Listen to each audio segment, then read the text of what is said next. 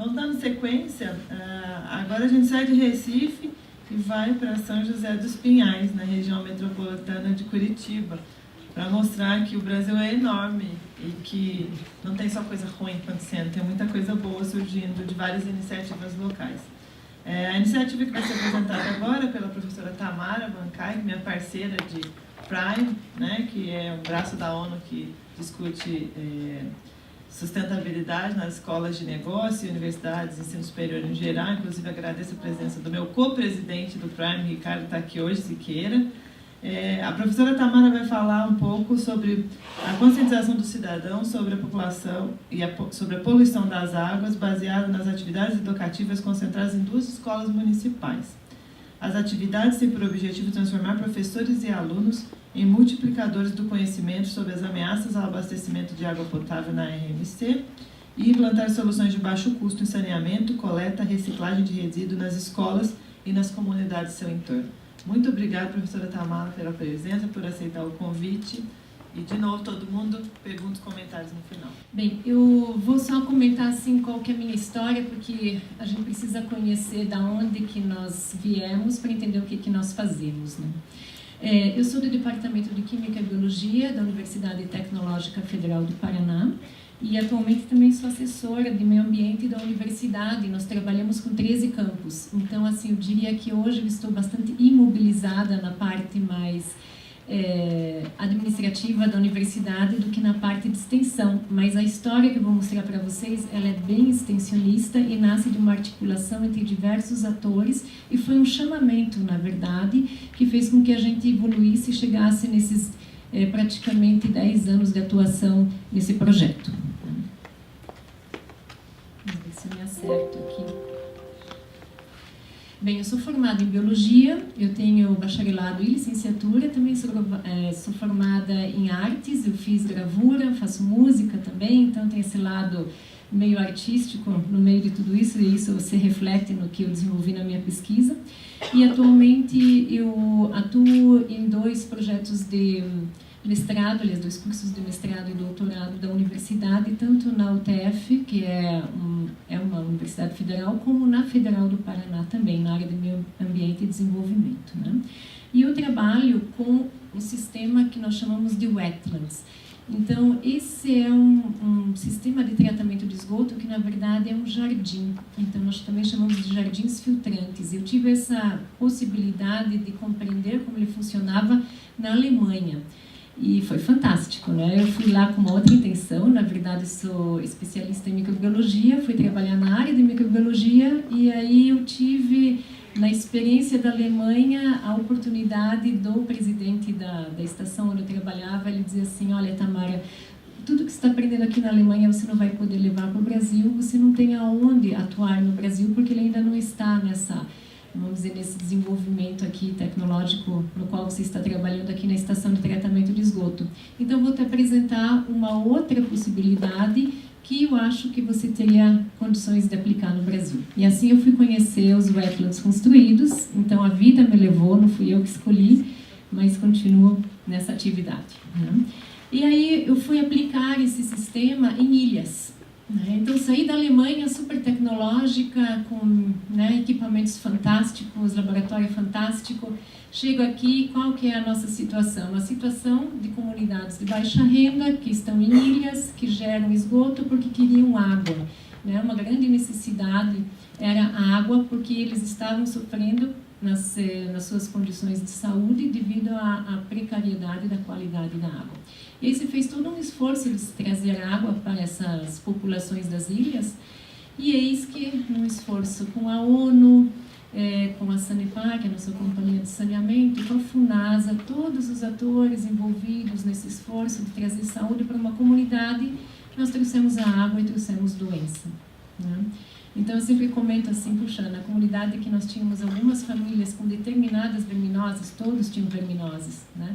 Mas a pior delas, que é a ancilostomose, nós estávamos com praticamente, eu diria assim, 20% da comunidade com ancilostomose, que é uma verminose que entra pela pele do pé, né? E daí ela entra na corrente sanguínea, vai pelo pulmão, depois a pessoa vai deglutir vamos dizer, é um pequeno vermezinho já, né? E daí vai para o intestino e ele se instala no intestino e causa anemia nas pessoas. Então esse era o quadro geral de 20% da população. Quando a gente trouxe água, pasmem que nós espalhamos a celostomose para quase toda a população. Isso porque nós éramos os atores mais entendidos no assunto, né? E aí isso me levou a fazer o meu doutorado, tentando entender como é que se dão essas questões e como é que se dá a política de saneamento no país, né? E aí, como eu trabalho muito na zona rural, eu fiz um contraponto entre urbano e rural, né? E aí nasce toda essa história, e vamos dizer assim, eu aprendi muito nesse caminhar, fui trabalhar na Amazônia também com esse problema, porque disseram, se ela consegue trabalhar numa ilha, vai conseguir trabalhar na Amazônia. Outro cenário, outra situação, outra tecnologia, né? Então a gente realmente precisa entender a situação daquela realidade para poder trazer alguma solução que seja adaptada e adequada.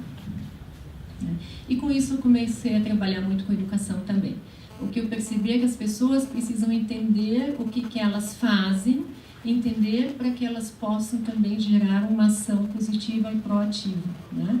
Então eu falo para os meus alunos, a primeira coisa quando eu trabalho em saneamento, conheçam o que vocês comem, vejam bem o que vocês comem, leiam o livro O Discreto Charme do Intestino e apreciem como isso funciona dentro do nosso organismo, para daí entender como é que isso se dá ao seu redor, né? Então a gente precisa se conhecer para depois começar a entender o ambiente. Então é tudo muito integrado, tudo muito sistêmico, né? Então eu venho aqui trazendo a proposta de falar um pouquinho sobre qual que é o contexto geral que nós temos sobre essa questão de saneamento na América Latina, rápido, né? Eu vou falar sobre o desenvolvimento da tecnologia, que isso é um marco na minha história de vida e pela forma como eu trabalho, e o projeto Vida Água com todas as suas articulações, né? Então esse projeto Vida Água foi desenvolvido junto com os alunos, tudo que vocês vão ver aí é feito por aluno de graduação, mestrado, doutorado, envolve ensino, pesquisa, extensão, e eu não estou sozinha, nunca estive sozinha nesse projeto, né? Essa é uma imagem da região onde eu moro, Piraquara, uma das áreas de mananciais. Então, o que nós queremos manter? Nós temos que manter a qualidade desses mananciais. Mesmo estando na zona rural, em áreas protegidas, nós estamos perdendo a qualidade desses reservatórios, porque nós não sabemos fazer o saneamento mais, vamos dizer, como é que eu vou dizer assim, mais prático possível das residências que estão ao redor dessas áreas, né? E pelo fato dessas áreas se tornarem engessadas no sentido do desenvolvimento, elas buscam o desenvolvimento voltado ao turismo rural, às chácaras de evento. Isso também traz um problema de saneamento, porque você tem uma carga muito grande nos finais de semana e não tem uma solução adequada para tratar tudo isso. O filme que foi passado no início foi muito bom nesse sentido. As pessoas não pensam, puxa vida, eu sou um ator ativo nesse processo, né? Realmente nós somos ativos, então nós temos que entender como é que a gente vai resolver essa questão no momento que a gente vai no banheiro, inclusive, né? Então aqui, como é que está a questão da América Latina em relação à água, né? A Priscila comentou já no começo que realmente nós somos a caixa da água do planeta. 30% da água do planeta em águas superficiais está aqui, né? Nós estamos com 12% no Brasil e nós temos, então, as duas maiores bacias, das 10 maiores do planeta, duas estão aqui na Amazônia e no Paraná, né? A bacia do Rio Paraná, que pega alguns dos estados, e nós temos o maior aquífero do planeta e ainda descobrimos mais um aqui na Amazônia. Então, imaginem o que é isso representado num planeta onde, por exemplo, a China tem, se não me engano, 19% da população e precisa de água, e nós somos exportadores de água para a China atualmente, né? Então, nós temos aí um contexto econômico muito importante. A água, ela realmente é um fator primordial para o nosso desenvolvimento, tanto social como econômico e ambiental, né? Como é que nós estamos aqui na América Latina? Então, também já foi colocado, inclusive no filme, que nós temos praticamente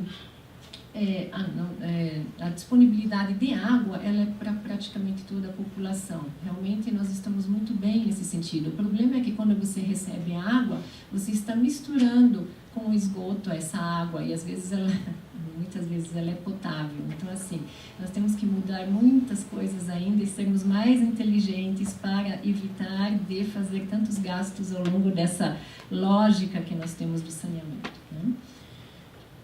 Então, 60% do esgoto que nós geramos, na maior parte da nossa América Latina, ele é afastado, né? E 40%, cerca de 40% é tratado. Isso não quer dizer que está sendo bem tratado, tá?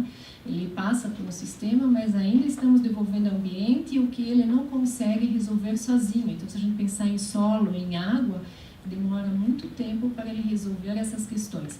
Quando vocês viram no filme aquela quantidade de bactérias, micro-organismos que vivem no nosso corpo, por isso que eu falo, aprendam a entender o seu corpo. Nós somos, na verdade, uma comunidade de bactérias gigantesca. Nós somos mais bactérias do que células, né? Então, nós somos uma super comunidade. Só que aquelas bactérias que são negativas, elas precisam competir com aquelas que são positivas, né? Então, a gente precisa aprender a lidar com essas comunidades. E a gente pode transformar o que atualmente é negativo em algo positivo, né? Então, essa mudança de paradigma é que nós temos que fazer. E talvez essa seja uma das formas que nós estamos tentando realizar ali na região metropolitana, de mudar o aspecto negativo do esgoto para algo positivo. Se vocês pensarem, é nutriente. Gente, a minhoca, que é um dos seres mais interessantes desse planeta, ela come e ela defeca humus, ela já defeca nutriente. Então, é fantástico isso. Nós não somos tão evoluídos como a minhoca, né? Mas nós podemos fazer isso também. Nós somos inteligentes, olha o tamanho do nosso cérebro, né? Então, eu acho que nós temos condições realmente de pensar nesse sentido. De tentar desenvolver algo que transforme isso que nós estamos lançando para fora, parte do ciclo como nutriente. Hoje, o que a gente faz? A gente mistura com água potável, se a gente pensar em uma situação urbana, transforma isso em um aspecto negativo, daí a gente ainda joga aqueles componentes que eu odeio no supermercado, que são aquele Mr. Músculo, aquele Veja, Super, não sei mais o que, né? E ainda coloca aquele super pato, de rosa e verde, né? E aí você acaba justamente com a comunidade de bactérias que é positiva para esse processo todo, né? Então, nós temos ainda muito que aprender em relação a como lidar com essas questões, tá? Bem, então aí voltando, qual que é o problema que nós estamos causando lançando o esgoto numa água potável, lançando isso dentro do rio, digamos, né? Que a gente chama isso de lançamento clandestino. Não deveria ser assim, né? Só que, gente, essa falta de entendimento que eu acabei de falar, imagine isso em questões construtivas, né? Se você faz uma reforma na casa e não entende muito da parte hidráulica, você não sabe se o pedreiro que está fazendo aquela reforma está colocando nas águas pluviais ou no esgoto. Águas pluviais, o cano está mais em cima, o esgoto mais embaixo. Ele quer se ver livre daquele problema. Ele põe nas águas pluviais. Se você nem está sabendo que o esgoto está contribuindo para, né, contaminar os rios. Então, realmente, nós temos aí o que Lé fala, né? A crise ambiental é a crise do conhecimento. Nós temos um baita de um queijo suíço no nosso entendimento lógico das coisas, todo furado, e aí a gente não consegue fazer a integração dessas questões que são básicas. Por isso que a educação é tão importante nesse processo. E por isso que mais de 80% da poluição dos nossos rios é por esgoto doméstico e não por esgoto industrial. E aí muitos países já perderam a qualidade das suas águas. Então é El Salvador, México, né? Curitiba, gente. Curitiba é a cidade ecológica, não tem um rio limpo sequer, né? Então imagine o que nós estamos fazendo, né? Nós tivemos que ir para a região metropolitana para buscar água, sendo que nós temos muita água. O professor Marcos falou muito bem no começo. São Paulo também é riquíssima em água. O que a gente está fazendo, né? Então nós temos que mudar. E aí vem uma das condições que a gente imagina que sejam possíveis de se mudar, porque você muda o paradigma, você não esconde o esgoto, você faz ele aparecer, mas de outra forma. Então, o sistema que eu utilizo, nós chamamos de wetlands construídos, porque você faz uma intervenção nesse sentido, ele vem da lógica dos wetlands naturais, tá? E esse sistema já vinha sendo usado de forma natural há muito tempo nos Estados Unidos, hoje já não pode mais, existe toda uma legislação em cima disso, mas nós temos agora as normas para os wetlands construídos, né? Então nós construímos e conseguimos controlar esses ambientes para fazer o tratamento de esgoto. Adivinhem quem fez, né, essa primeira proposta, mas foi assim sem querer, como tudo acontece nas ciências, nem sempre é muito assim, né, genial. foi a Kate Ziedel, uma pesquisadora do Instituto Max Planck. Ela estudava a ciclagem de nutrientes e aí ela estava muito longe das áreas úmidas. Então ela disse, não, eu vou construir, né? Pegou, construiu lá um sisteminha e ela pensou, puxa, para nutriente, o que eu vou usar? Vou pegar esgoto, né? Tem bastante nutriente, então vamos pôr. E não é que a água saiu limpa desse negócio, né? E aí começou-se a pensar, puxa vida, então vamos começar a controlar a área, a altura, filtro, bactérias, plantas e vamos fazer disso algo eficiente, né? Para as nossas necessidades. Assim que nascem os wetlands construídos, que vem dessa lógica dos wetlands naturais. O que me interessa na lógica dos wetlands naturais? Vamos ver se consigo falar e apontar aqui ao mesmo tempo, e vocês me escutarem, né? Essa área aqui, tá? Então, no processo de rio, de planícies, de rios, né? Nós temos aqui a calha do rio e nós temos áreas inundáveis. Aqui não pode construir, porque isso daqui, de fato, são áreas que às vezes vão inundar, dependendo da situação que nós temos de chuvas, né? Então, por isso que nós temos as APPs ali, o nosso código florestal, né? E assim por diante. Então, as pessoas não compreendem isso, mas isso é uma dinâmica natural e necessária. Mas o que tem de interessante nessa área? As plantas são plantas diferentes da área seca e diferentes da área que sempre está úmida, né? Ou em contato com a água. Elas são resistentes a tempos de seca e também conseguem resistir quando elas estão inundadas. E elas fazem um excelente processo de ciclagem de nutrientes. Então, aí começa a parte científica do negócio, né? Não é qualquer planta que eu posso usar, tá? E aí vem a questão das áreas também. Eu não posso usar qualquer tamanho da área. E aí começa todo o processo científico de entender como é que isso se dá. E nós começamos então com as lagoas. Então o que vocês estão vendo aí é um dos primeiros protótipos em forma de lagoa, né? Eu não utilizo esse sistema de lagoa porque nós temos o problema do Aedes aegypti e já tinha... quando comecei aqui a trabalhar no Brasil essa situação, eu evitei de usar as lagoas por esse sentido, tá? Mas aí existem outros sistemas que usam filtro seco, ou vamos dizer, um filtro físico, né? Então, nós temos um sistema chamado horizontal. Aqui só uma figurinha, já vou explicar melhor como funciona. O sistema vertical, que esse é o que eu venho trabalhando, tá? Esse desenho maravilhoso fui eu que fiz lá na ilha para mostrar para os nossos moradores como é que funciona.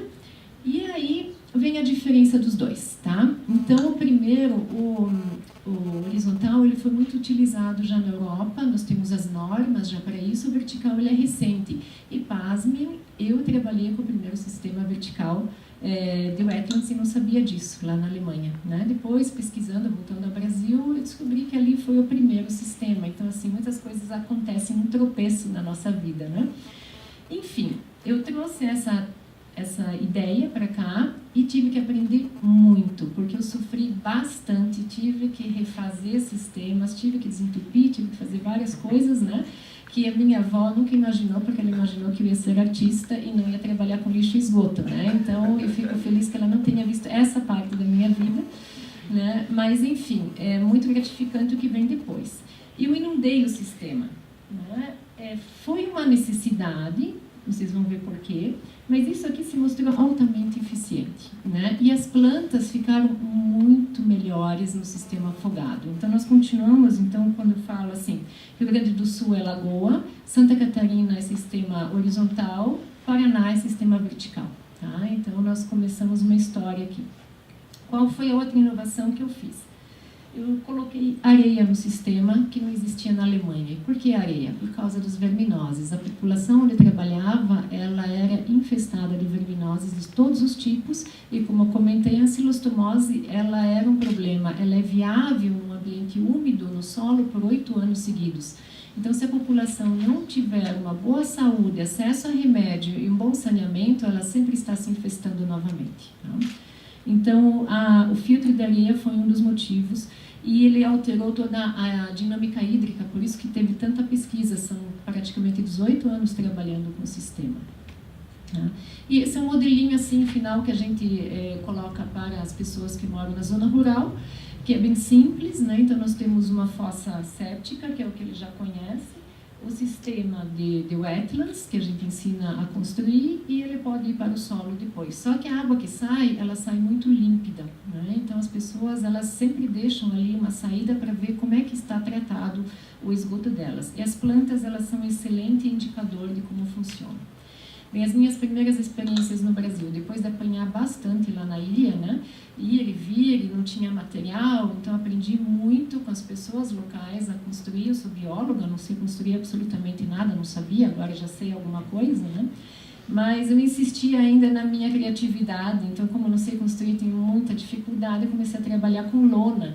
Isso também foi um ganho muito grande, inclusive ganhei o coração do prefeito da época de Foz do Iguaçu. Ele ligou esses tempos e disse, agora vocês vão ter que construir em toda a Foz esse negócio aí, né?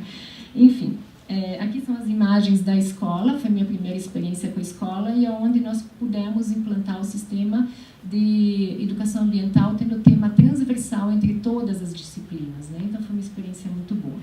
Rapidamente vou explicar o que é a função da planta. Vocês vão ver que essas plantas que eu uso, elas têm uma estrutura que a gente chama de arênquimas, então a olho nu elas são esses espaços aqui, e no microscópio algumas têm uma estrutura que é determinada, mas é pela parede celular. Então isso aqui só um botânico vai poder explicar para vocês, tá? Mas a gente leva lá para a botânica, eles olham e dizem, olha, tem um monte de arênquima, né? Aí a gente fica feliz. E aqui na estrutura da planta, quando você já começa a conhecer melhor as plantas, né? A folha é importantíssima, então assim, vocês começam a ver que são vários elementos que são importantes na estrutura da planta para que ela sirva para o tratamento do esgoto. Então, folhas largas com muitos estômatos, são essas estruturas aqui. Elas são aonde ocorre a troca de gases pela planta e que ela leva até a raiz. Ai, fiz besteira aqui. Folhas largas, muitos estômatos nas folhas, aerênquimas para levar bastante oxigênio desses, mas oxigênio, a planta ela não libera oxigênio para a natureza, não é fotossíntese? Mas essas plantas, elas desenvolveram essas estruturas para que elas pudessem levar o oxigênio até a raiz, porque o solo onde elas vivem é úmido, não tem oxigênio, e aí elas fazem a simbiose com as bactérias e trocam oxigênio com as bactérias e criam comunidades de bactérias aqui na raiz. Então, isso que é importante. Lembra? Nós somos uma comunidade de bactérias, também a planta também é. Ela precisa, quanto maior o número de bactérias ela tiver, maior o potencial de tratamento ela vai ter, tá? Então, muitas raízes, tá? Vocês já aprenderam, já sei o básico, né? Aí, ao redor das raízes e das pedras, porque eu uso pedra no filtro físico, eu vou criar biofilmes, são as nossas comunidades de bactérias. Gente, uma população imensa. Imagina um vírus de hepatite tendo que lutar contra toda uma comunidade de bactérias que são positivas, né? Ele não tem chance, tá? Então, é uma forma que você consegue evitar um ambiente que seja propício para aquelas bactérias e vírus que sejam, porventura, negativos para a nossa saúde, tá? Então, você cria um ambiente que é um ambiente de tratamento de esgoto, você transforma o nutriente e você também começa a conseguir reduzir aquela comunidade de bactérias e vírus que não seriam tão bons para a natureza e para nós, tá? Bem, aí são umas imagens de raízes, então raízes de gramíneas, raízes de plantas com flores, de cotiledôneas, né? Existe uma grande diferença nisso, e principalmente paisagística. Então vamos às plantas. Existem várias plantas, várias espécies maravilhosas, mas as pessoas aqui culturalmente no Brasil odeiam gramíneas. Por que não gostam de gramíneas? Gramíneas, elas têm raízes fantásticas, enormes. Essa aqui, ó. Deixa eu ver aqui. Com 2 metros de profundidade, assim, consegue levar oxigênio até 2 metros de profundidade, mas as pessoas não gostam, elas não têm flores bonitas, né? Isso é uma questão cultural. Na Alemanha, na Europa, você pode plantar gramíneas, todo mundo acha lindo, gramínea roxa, gramínea mais verde escura, gramínea não sei o que. Aqui não, aqui é mato, né? Daí joga lixo em cima. Então, nós temos uma série de problemas culturais também nesse aspecto. E por isso que eu levei 18 anos para chegar onde eu cheguei com esse trabalho, né? Não é fácil, tá? Aqui são os primeiros experimentos no litoral. Eu trabalhei 8 anos no litoral. Aqui é a minha tese de mestrado, então fiz uma estação na beira-mar. Eu me arrependi profundamente de ter começado esse trabalho e não podia parar, então fiquei trabalhando 2 anos e meio intensamente para esse negócio funcionar, né? Indo e vindo.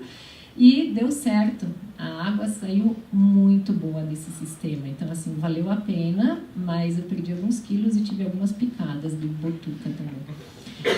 E agora aqui, quando subi a serra novamente, eu comecei a trabalhar com a classe média alta, e aí eu comecei a compreender várias outras questões, né? Desde o uso da máquina de lavar roupa, que eu não tinha lá, o uso desses alvejantes e produtos de limpeza, e a questão das flores, né? E aí foi um aprendizado bem interessante também. Aqui eu vou colocar só a questão da brita, já comentei rapidamente, a areia, né, a importância dela, aí a impermeabilização do sistema, que são elementos importantes. Então, como uma boa bióloga que não sabe construir, eu comecei a trabalhar com as lonas, porque é fácil de transportar. A gente imagina, eu ia para a Amazônia, eu ficava pensando, meu Deus, o que eu vou levar, né? São 4 horas de barco. E nem foi esse sistema aqui, é banheiro seco, tá? Então, são outras tecnologias. E aí, agora, eu tenho um super colega da Emater, que é um instituto que trabalha com desenvolvimento rural, e ele tem trabalhado junto conosco, que são várias instituições, e ele tem experimentado o solo cimento. E como o sistema é afogado, isso é excelente, porque o solo cimento fica úmido e não dá vazamento. Então é muito bom, e aí nós estamos começando a trabalhar com um sistema praticamente todo orgânico. O que não é orgânico aí no sistema? O encanamento de drenagem. Então, vou mostrar para vocês como é que é, rapidamente, o nosso sistema. É super simples, vocês já viram, vão ser especialistas daqui, já vão poder construir o sistema, né? Já sabem que planta utilizar. E agora, como construir? Então, você determina o tamanho da área, já vou até dar o cálculo para vocês. É super simples, os engenheiros querem me matar, mas é assim que funciona. Eu já fiz várias equações, já me matei lá com engenheiros ambientais e... podem anotar, é 120 litros diários sendo tratados em 1 metro cúbico. Então, 1 por 1 de área e 1 de profundidade. Essa é a regrinha básica desse sistema, tá? Sabendo a planta, sabendo impermeabilizar, sabendo quanto você gera de esgoto, você pode construir um sistema desses, tá? E aí o sistema de drenagem, ele é bem simples, não tem energia, não tem nada, você constrói o sistema de drenagem. Isso que vocês estão vendo aí é o encanamento do fundo, que vai receber o esgoto já tratado. Aí quando você trabalha com lona, você tem que colocar uma areia embaixo, só para que a lona fique, como é que eu vou dizer, estável, e a gente possa pisar com bota em cima. Daí você coloca areia, brita em cima do cano, você coloca a brita para não entupir com areia. Aí você coloca uma camada de areia, aí a camada de brita novamente, número 2, e aí o encanamento que distribui esgoto bruto que sai lá da fossa, né? Nós tiramos, eu tinha um monte de cano, agora é só isso mesmo, é só uma pontinha de cano, e nós colocamos pedras maiores para distribuir a água. Como o sistema ele é afogado, ele se distribui, né? Então essa é uma das vantagens. Aí cubro com brita, né? Fazemos ali a parede de contenção de água das chuvas para não inundar e não trazer terra para dentro, planto as plantas e pronto, o sistema está feito, tá? Então é um sistema que, uma vez encaminhado para pessoas, principalmente da zona rural, que tem essa dinâmica, eles compreendem o sistema. Eu trabalhei com presidiários também, que ajudaram a construir o sistema em algumas escolas, e eles entenderam super bem, eles estavam falando, vou construir na minha casa. Então é isso que a gente quer. Tá? E aqui, então, uma foto do sisteminha pronto. Isso, gente, é em Campos do Jordão, numa super mansão, tá? Nada a ver com baixa renda, mas eles ganham o mesmo sistema, só que, claro, é maior, né? Porque eles gastam muito mais água. Bem, agora vem o projeto Vida Água em si. Então, vocês viram que foi um desenvolvimento de uma tecnologia que levou bastante tempo, e daí nós fomos para a região dos mananciais. Onde que eu estou, né? Então, Curitiba, aqui é a grande capital do Paraná. Aqui é Pinhais, onde eu iniciei o trabalho com as escolas. Nós temos um reservatório importante aqui aqui é São José dos Pinhais, aqui em Piraquara. Nós estamos trabalhando com esses 3 municípios, onde também estamos trabalhando a lógica do pagamento por serviços ambientais. Como são áreas de mananciais, toda essa área verde aqui ela é engessada, ela não pode ter desenvolvimento urbano convencional. Então ela pode ter o quê? Condomínios de classe média alta, com terrenos grandes, 3.000 metros ou ao menor tamanho, né? E chácaras de lazer, e pesca e pague, e hotéis e tudo mais, né? Então é assim que eles estão se desenvolvendo. E nessa região se desenvolveu muito o turismo voltado aos imigrantes. Então nós temos o Caminho do Vinho ali. Então tem uma procura muito grande, nós temos a parte de passeios ciclísticos. Nossa, vem gente assim no final de semana participar ali visitar as chácaras, fazer almoço. Então é muita gente trabalhando ali e isso desenvolve a região, porque nós temos pequenas fabriquetas de queijo, de vinho, de salames. As minhocas que eu trabalho vêm de lá, nós temos o seu João que tem a vermicompostagem. Então nós temos ali um desenvolvimento muito interessante da zona rural e produção de orgânicos também, e legumes, frutas e verduras, né? Bem, aí nós fomos para Pinhais trabalhar com a educação ambiental nas escolas e começamos a ver também aquele queijo suíço nas professoras, né? Elas falam de água, não sabem nada de esgoto e têm medo de falar porque elas não entendem muito bem do assunto. Aí nós vamos olhar o currículo da pedagoga, realmente a pedagoga ela não tem base suficiente para trabalhar com isso. Aí entra a universidade dando apoio para essas pessoas que são extremamente importantes porque elas estão com a nossa base intelectual nas mãos, né? E aí a gente começou a ter algum acesso aos problemas que elas tinham em relação ao entendimento do que é ter um rio limpo ou não ter um rio limpo, né? E a gente descobriu que elas não sabiam o básico, tá? Então nós trabalhamos com 2 escolas, são esses pontinhos pretos, essa área amarela onde não tem rede de coleta de esgoto. Aqui nós temos o Rio Atuba, que foi um manancial super importante para Curitiba, se perdeu por falta de tratamento de esgoto doméstico. Pegou o seu Rio Palmital com o mesmo porte, também foi perdido como manancial pelo mesmo motivo. Agora nós estamos cada vez mais longe. Aqui é o reservatório do Iraí, aqui está o Piraquara 1, Piraquara 2 e a Miringuava, né? Então essa região toda aqui é a região de mananciais. Bem, então são as 2 escolas e aí descobrimos que as professoras não entendiam o que era bacia hidrográfica, né? Como explicar o que é uma bacia hidrográfica? Coisa, né, que para nós assim, é simples, para elas não era. Então começamos a fazer as oficinas e junto com elas construímos as bacias hidrográficas com mapas para que elas se enxergassem, entendessem a questão de relevo, aí começaram a compreender as questões, aí começaram a entender o que é fluente, o que é um rio principal, e aí, né, conseguimos assim, ter assim, alguns entendimentos básicos interessantes, tá? Então essas oficinas com os professores foi aonde nós desenvolvemos as atividades com as crianças, porque elas nos falavam o que elas não entendiam, o que elas imaginavam que seria possível de fazer, e juntos nós desenhamos então as atividades lúdicas que seriam desenvolvidas pelos alunos, tá? Então a primeira foi a pescaria do lixo, porque eles tiveram alguns eventos de inundações e as crianças que estavam nas escolas sofriam, né? Tiveram que sair das suas casas. E aí qual era a questão? Puxa, prof, eu acordei, tinha água na minha casa e estava cheia de lixo, né? Então a gente começou a trabalhar o tema resíduos com eles também. E aí começou a pescaria do rio.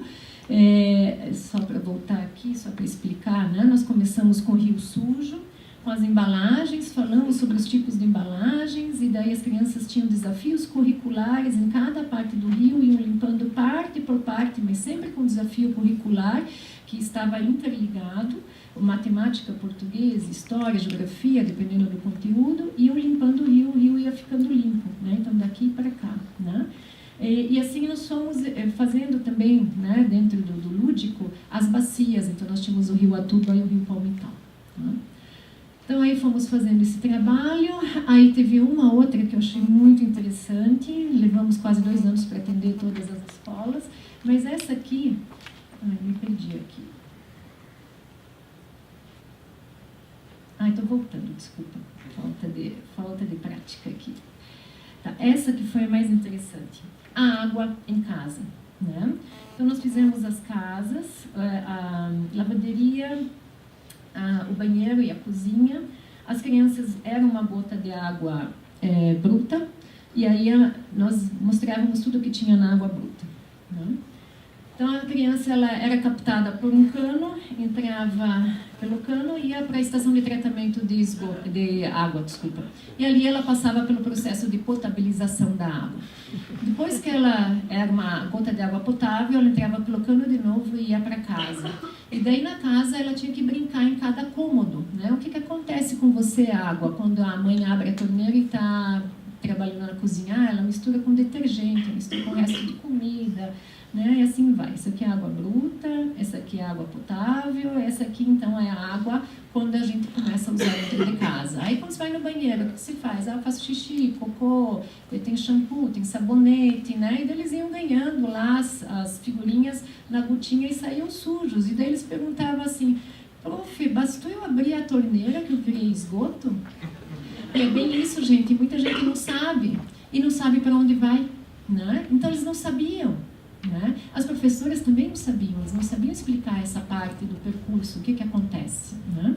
E aí vieram as estações de tratamento de esgoto, eles tinham que passar, claro, porque por um wetland construído, né, obviamente, e aí eles deixavam as suas sujeiras, né, nas fitas ali que representavam as diferentes alturas do filtro e voltavam para o rio como gotas limpas que depois iriam se incorporar com uma água bruta novamente, tá?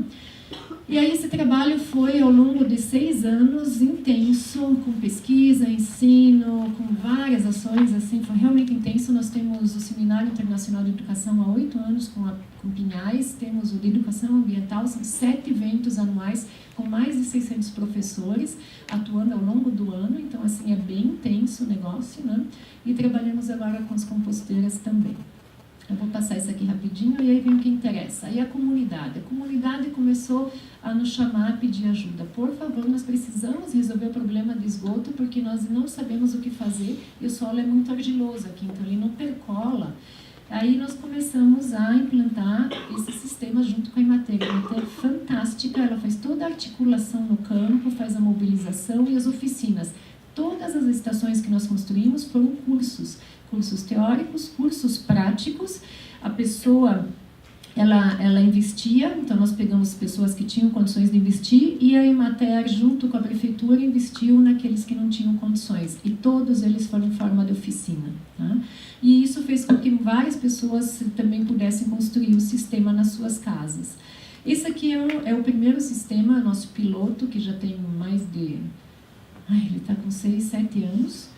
E o que é interessante, aí a mudança do paradigma, olha só, você trata o esgoto, aquilo tudo que a gente viu no filme, joga fora e tal, a gente põe ali no sistema, na área, escolhe a planta, deixa bonito o lugar e as noivas tiram foto do lado da estação de tratamento de esgoto sem saber, né? Então, isso é mudança de paradigma, né? As chácaras de vento querem ter as estações do lado do restaurante, né? Não é afastar, é trazer para perto. E eles ficam mais orgulhosos ainda em mostrar o que está saindo dali, né? Então vamos ver, aqui são várias, né? Nós já temos mais de 24 instaladas ali, todas assim bonitas, verdejantes. Claro que da geada, daí a planta ela some, depois ela cresce de novo, né? Aqui o sistema agora com solo cimento e formas orgânicas, nós estamos inovando cada vez mais. E aqui, então, olha só, aqui nosso monitoramento, a Sanepar está fazendo junto, né, em laboratórios credenciados, e aí a qualidade da água, só que eu não fui muito feliz nessa foto, mas já dá para ver, né? Eu não coloquei as outras do esgoto bruto, mas esgoto bruto vocês nem precisam olhar, é marrom, né? E sai assim. E daí agora nós fizemos um monitoramento, aí o Celso lá, que é da Secretaria do Meio Ambiente, ele falou: Tamara, a Terezinha está toda feliz porque os cachorros estão bebendo a água que sai da estação. Eu não sei se isso é bom ou ruim, mas enfim, é sinal de que, né, a coisa toda está se integrando aí ao ambiente, tá? E aí voltamos à questão da região metropolitana. Hoje nós estamos em 3 municípios e ontem recebi o telefonema da Fiat, que está em Campo Largo, e eles querem fazer o projeto via empresa lá em Campo Largo, que é aqui, a outra área de mananciais, super importante para a gente, né? Então, as coisas estão se movimentando novamente, mas é a articulação de vários atores, nós não estamos sozinhos, tá? A universidade, ela faz a pesquisa, ela desenvolve a tecnologia, ela trabalha com a educação ambiental, mas eu nunca estou sozinha, tá? Agora, nós estamos desenvolvendo as nossas políticas públicas voltadas às áreas de mananciais, ao saneamento nas áreas de mananciais na zona rural, tá? Junto com a promotoria pública. Para não dizer que só acontece isso no rural, eu trouxe algumas imagens também não tão felizes assim, porque não dá para ver direito, mas esse jardim aqui que vocês estão vendo, tá? Eu fui no andar de cima para tirar foto, é a estação de tratamento de esgoto de um prédio, de uma empresa que recebeu o LEED Platino, que é o terceiro prédio mais sustentável do planeta hoje, que está sediado lá em Curitiba. Nós temos 3. Tá? Então, ele é net zero água. O que ele faz? Ele trata todo o esgoto dele, volta e vai novamente para o vaso sanitário. Tá? Então, ele não tem água saindo do sistema, ele fica recirculando. Isso é super novo, nós estamos, até uma aluna vai qualificar agora semana que vem, fazendo análise desse sistema. Então, nós temos já 3 prédios que estão com essa aplicação dos wetlands construídos no sistema net zero, na cidade. Tá? Aí uma outra, né, é uma outra empresa de engenharia ambiental que implantou o sistema. E aqui no prédio, então esse é um prédio também comercial, onde na parte de cima, no telhado verde, eles tratam todo o esgoto. Tá? E o mais legal é que eles incorporaram as minhocas. Também tem uma fase de tratamento do esgoto com minhocas. Gente, eu sou fã de minhoca. E é fantástico, assim, você vê as possibilidades que nós temos, né? Então, isso é cidade, não é essa zona rural. Minha preocupação hoje é manter a qualidade do que nós temos dos reservatórios e como empoderar essas pessoas e a gestão local para desenvolver ali e termos água de boa qualidade. E daí o PSA, né? O PSA vem no sentido de pagar essas pessoas que estão mantendo a qualidade da água, né? Então, isso é bem interessante. E aí, uma outra proposta, ainda não temos ela concretizada em Curitiba, mas vem dentro dessas ideias, que é tratar a água do rio. Então, nós estamos com um projeto que vai ser feito no Rio Juvevê. Essas são imagens de outros países, né? Mas é algo parecido. Parecido, mas não tão parecido com o que a gente quer fazer, um pouquinho diferente, mas nós vamos transformar em parque aquela área, né? Então, também, o mesmo que foi comentado pelo professor Roberto, nós temos que trazer as pessoas para que elas conheçam os rios, entendam a importância dos rios. E aí você traz quando o ambiente fica bonito, né? A paisagem, ela é interessante. Então, nós queremos fazer isso em Curitiba também, porque nós temos um rio limpo só, que é o Uvu, que foram também 10 anos de trabalho em cima de um trechinho do rio Uvu para que ele se tornasse qualidade 1, né? E nós temos várias outras possibilidades aí. Bem, meu sonho é esse, Rio Belém, assim, ó. Eu espero sobreviver ainda, estar viva, né?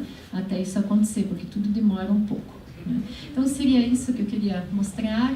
Agradeço novamente a oportunidade e depois nós podemos abrir para as perguntas mais tarde, né?